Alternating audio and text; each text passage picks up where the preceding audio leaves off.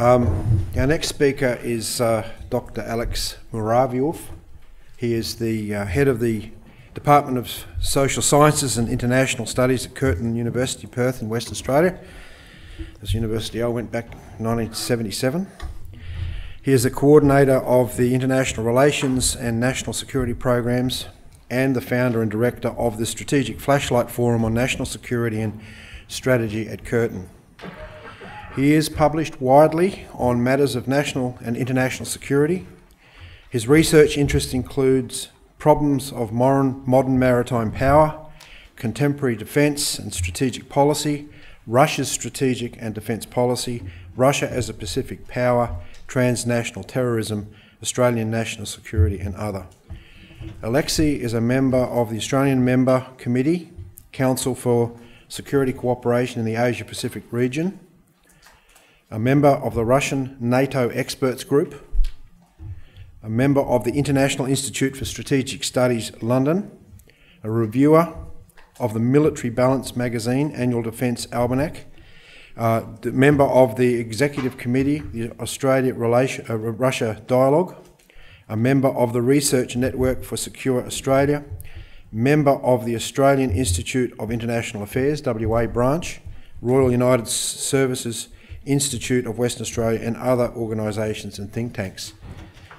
In 2007, 2008, 2009 and 2010, the Australian Research Council College of Experts has nominated Alexey as an expert in international standing. He advises members of state and federal governments on foreign policy and national security matters and is frequently interviewed by state, national and international media. I'd like to welcome to our conference Dr. Alexey Muraviev.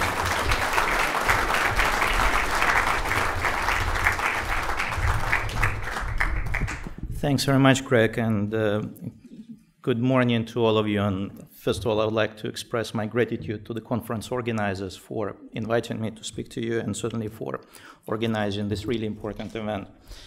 You have to bear with me because normally I'm a bit of a control freak, and since I cannot reach out my PowerPoint, I feel a bit insecure. Just like when I'm on board the plane, I feel a bit insecure because I'm not driving the plane. Though I think what happened recently, place overseas, it may not be such a good idea in the first place for some people to be in control. So what I would like to do with you, and I'm mindful of time, is I would like to offer you 5 points with respect to the discussion about Russia's strategic engagement with BRICS, also on the basis of what has been partially covered earlier this morning, the geopolitical and geostrategic realities. And possibly arrive to a bit more happy kind of conclusion. At the end of the day, the theme of the conference is to achieve prosperity through peace, or peace and prosperity at the same time. But before that, if I can have the first slide there. Thank you. Let me take you back to November last year. December last year, and the anticipated short fronting of the two greatest experts in martial arts. Something that, can you click again? Something that certainly been beefed up here in Australia about what the Prime Minister was planning to do to Putin and with Putin, not necessarily in exactly the same order. And what came out of that? The initial discussions that the Prime Minister and President Putin had back in Beijing at the APEC summit. If you remember a short interview when the Prime Minister left the room, didn't make him feel optimistic about the effect of short fronting with someone who is black belt in judo. But then came Brisbane, and if I can have the next slide. Apart from this anticipation, there was something else that came just days before that, and what I describe as the biggest scare. Something that certainly reminded me back to the good old war days when Australian media went ballistic when a Russian naval task group incidentally on purpose arrived in the Coral Sea, even to the point when some media commentators began making points that 2 Russian ships are sufficient invasion is sufficient invasion force to challenge Australian security. And at that time, I was trying to defend the Royal Australian Navy, give guys some credit, you know. If 2 Russian ships can take on Australia, why we're funding the Navy that cannot really repulse it? But I think apart from all of the discussions that everyone anticipated that BRICS summit would have, and there was a lot of discussion about where Mr. Putin was standing for the group photo compared to the group photo that he had at APEC summit in China just days before BRICS summit. I think something big was missing with regards to one of the strategic outcomes of the summit in Brisbane. Next slide, please. And that was the meeting of leaders of states of BRICS members that somehow Australian media conveniently overlooked and came as a genuine surprise when I made a couple of commentaries on ABC. But whilst we looked at BRICS summit as a way how to restrain Russia and put Mr. Putin back in line, I think certainly the way how the Russians looked at it from not the point of engaging with the G20 member states, but also with BRICS really signaled that they are paying more attention to this relatively young but quite ambitious organization. And certainly from that perspective, they considered the engagement with Brisbane Summit to be quite successful. And there is strategic logic behind this. Next slide, please.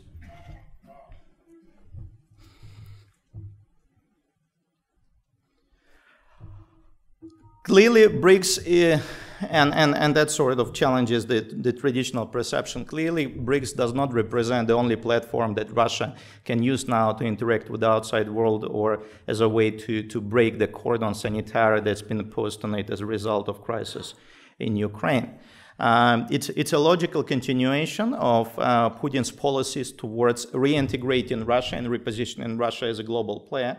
And certainly the summit in Brisbane, or the meeting in Brisbane, was a logical continuation to the major strategic outcomes that BRICS members achieved in Fortaleza in Brazil. And Georgi already mentioned a number of them, so I'm not going to go through detail, but certainly the 2 fundamental outcomes, the creation of what seems to become an independent financial, as a result, political capability, which would, if it would be successfully implemented and would, it also has legs for growth, would provide BRICS with lesser dependence on, ideally, on Western financial institutions and greater leverage of engaging in strategic projects on their own. And please don't look at me as an economist or a financial expert. So I'm deal more with dark and scary stuff. So whenever something happens, people show interest in me rather than ask me how my day was. But certainly, even from that perspective, there was something else. Please, next slide, please. That the summit in Fortaleza managed to achieve, and I think this is something that Georgi referred to in his remarks. The growing political unity that BRICS leadership was showing, and certainly for the Russians it was very important because it happened at the time of the climax of its standoff with a number of Western nations. But certainly the declaration, and I'm showing here to you 3 points from this rather longish declaration, which point out to the geopolitical aspects. And they're really important in my view because they highlight the relative unity of BRICS members about the transformation of the global world order away from the unipolar concept towards a greater multipolarity. And multipolarity also driven on the notion of a respect for international law, a respect for transnational institutions like the United Nations, the power and authority of which was undermined over the past 15 years. And certainly a message that is embedded in that particular part of the Fortaleza Declaration is members of the BRICS community, which can be regarded as the future powerhouses of the 21st century, would want to see the world operating in a slightly different way. I'm not going to suggest for a moment that BRICS is positioning itself as an alternative to the United States or a geopolitical alternative to the EU or NATO or other transatlantic or trans-Pacific treaties, but clearly it's a sign of independence and sovereignty of a number of major powers that represent a number of key continents. And in this sense, to me personally, this, and I would also want to make clear that here I'm speaking in my private capacity, BRICS represents a partial, at least, implementation of the grand design of Yevgeny Primakov. Yevgeny Primakov, who was a Russian foreign minister and under whom Russia redirected its course from realignment with the West and adopted a more pragmatic approach. And after that, Primakov became Russia's prime minister at the time of crisis in Yugoslavia. So he saw the country through a truly challenging time. But it was Primakov who actually began promoting the idea of multipolarity, initially proposing in late 1990s the concept of the strategic alliance, the Grand Alliance, Moscow, Beijing, New Delhi, which was entertained around 98, 99. And in his latest memoirs, which I think were published, Georgi, please correct me if I'm wrong, around 2011, he actually made a reference to BRICS as a partial realization of his grand idea. So in the emergence of BRICS as a socio-economic gathering, as a geoeconomic framework is a manifestation that the world order is changing, and obviously there is a resistance and a reluctance to accept that, and that obviously manifests in the way how BRICS has been looked at in Australia and other countries. But I think this is something to be reckoned with, bearing in mind that it unites half of the world population, the most dynamically developing economies, and if we're hypothetically even talking about the political and security dimension, it also brings together 3 nuclear-capable states. But having said that, I'm not suggesting for a moment that BRICS has a political or security role to play, but something to bear in mind. So what is the logic for Russia to engage in BRICS and to rely on BRICS? Obviously, the significance of BRICS and the gathering in Brisbane and before that in Brazil was highlighted by the ongoing strategic tension between Russia and the West, and in this sense, the West is not united over crisis in Ukraine. There's been a lot of debate in Australia, and I was part of this debate about what the crisis in Ukraine means, and I think what really is missing here is the extent of human tragedy. 70 years after the end of the most horrific war that the world has seen, we see a repetition of unprecedented level of violence, and technically in the heart of Europe. If you start looking at European geography from Gibraltar to Vladivostok, you'll find Ukraine conveniently sitting right in the middle. So the perception that even Europe remains a relatively safe place has been severely undermined by this conflict, which is a result of the ongoing tension, and next slide please, between Russia and the West, as well as failure to recognize Russia as a even partner or equal partner, rather than looking at Russia as a bully. And certainly Russia's actions or counter actions, depending on which position you're going to take, has been driving the debate. When I was talking even 5-10 years ago that Russia's might has been severely underestimated in Australia and elsewhere, has been met with skepticism. Now the skepticism transformed into this massive paranoia about what the Russians can do and what we in the West cannot really do about them. And in this sense, I would want to kind of bring a bit of an optimistic outlook. The threat of a thermonuclear war is not as serious as it may seem, simply because there are not going to be any winners in the war. So in this sense, trying to use the military or political pressures on Russia is pointless. Russia is the only country, and I kept reminding folk in Canberra and other places that whilst there's been a hyper excitement about China's strategic rise, Russia remains world number 2 military power, bearing in mind its strategic nuclear deterrent capabilities, and the only country that can hypothetically and physically destroy the United States. So in this sense, trying to do something in terms of escalation with Russia would seem to be absolutely pointless, because there's not going to be any winners in that. Next slide, please. And in this sense, the current standoff needs to be understood as a system of strategic errors of judgment. I would say on both sides. I mean, there is no one side to blame here. But clearly, what I was saying before, the West failure to recognize that Russia has as much of a strategic stake in place as the United States, as any other major place. And here I want to quote Henry Kissinger, and he got fried in the States for this phrase, though I don't really see what's so heretic that he spoke there.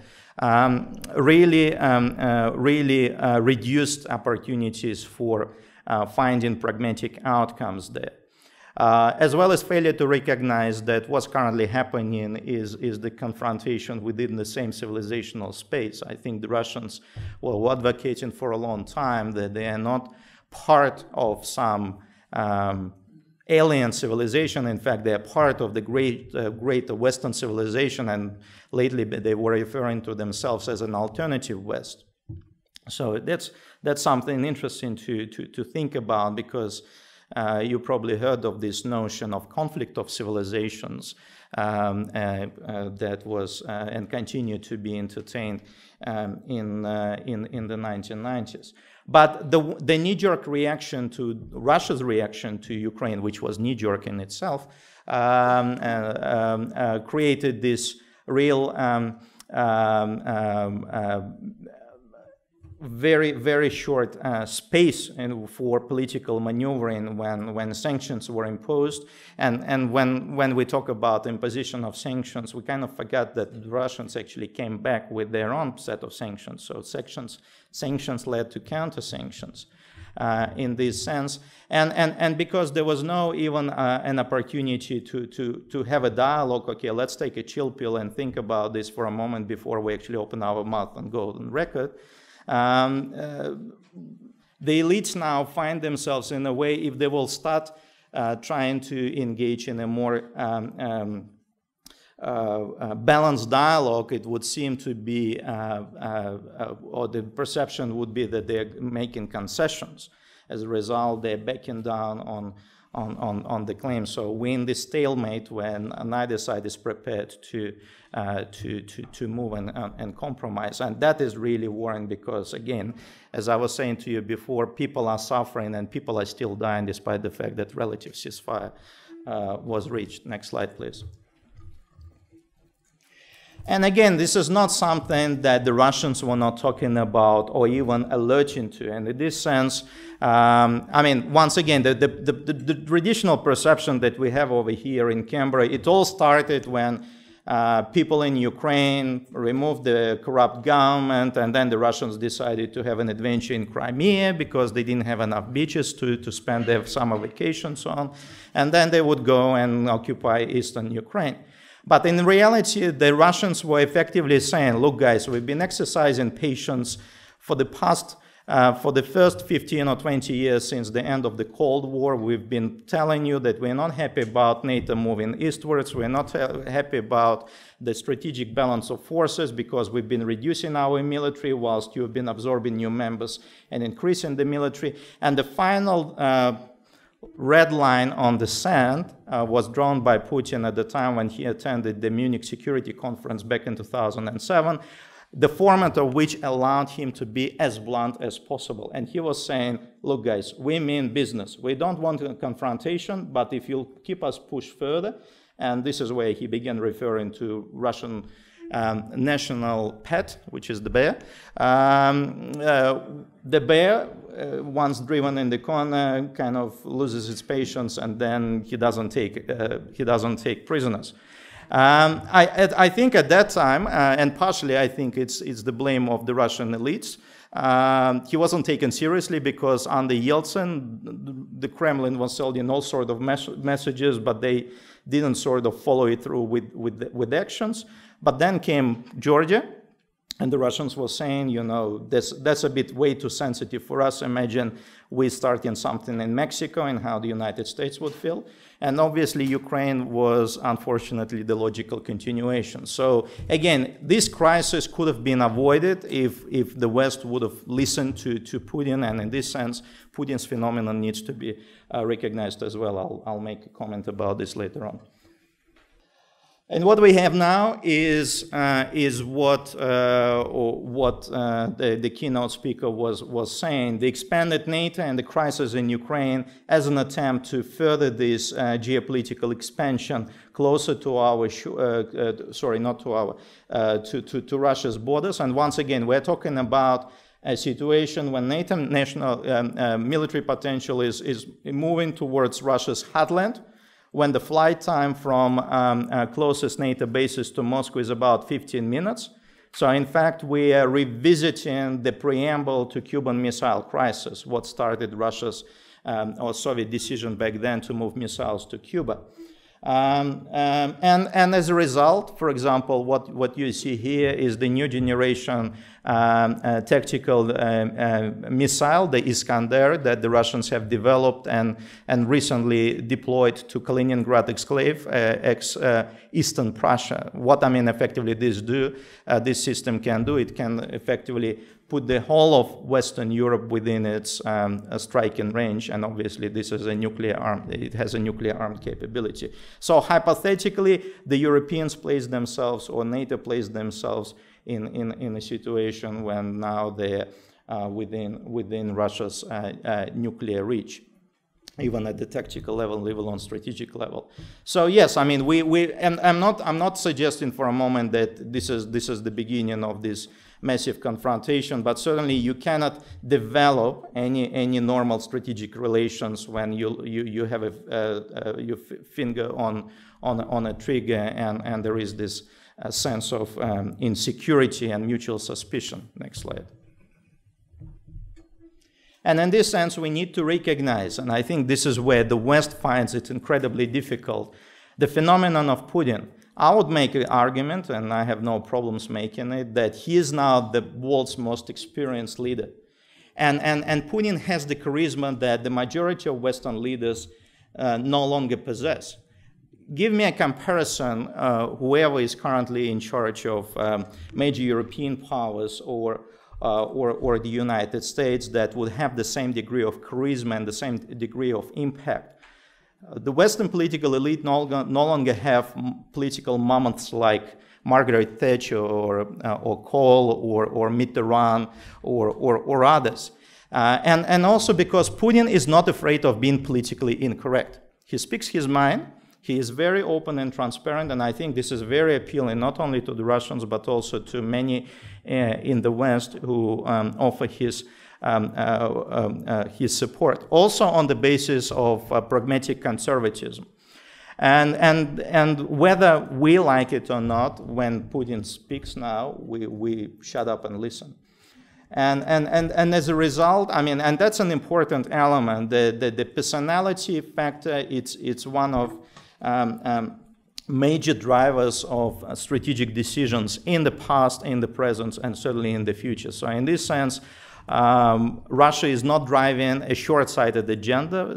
Many may be thinking, but Putin, I think, has a fairly clear idea where he wants Russia to be, and he also has the means and understands ways on how to get Russia there. what I want to bring here as well is how it affects us. And the long-standing, I mean, I use this slide to tease up Australian students, and what I find a bit surprising that in 70% cases, the locals cannot even tell me what they see on the slide, apart from, I guess, it may be somewhere in Sydney. But I think that is a symbol of Australia's perception of what Russia is. Can you click it again? This long-standing threat perception coming from the north really overshadows some key facts. What I keep reminding my students that in terms of our engagement with Russia, we actually had a bit of a longer history compared to our engagement with the United States. Yes, our diplomatic relations didn't formally kickstart until the second or the third year of World War II. And yes, we've been traveling by taking turns, by looking at Russia as our ally or a geopolitical rival. And normally it was in the context of Russia's strategic rivalry with somewhere else, either the British Empire or the United States, etc. But this is something important to remember. The level of engagement between Australia and Russia has been far longer and greater in historical sense than with some other major powers we consider to be partners. And certainly until the crisis, we've seen some progress in regards to bilateral economic relations. I don't think many Australians know that Russia, well, I mean, this is where Russians go take the offensive, was the world's largest importer of raw beef. And certainly, I mean, compared to our trade with the United States or China or Japan, it's not that fancy, but we managed to hit the volume of almost 2 billion just before this whole kerfuffle with sanctions has started. So I don't think in times of economic turmoil, sniffing at $2 billion annual trade is something you can really afford to do, even if you're a wealthy nation.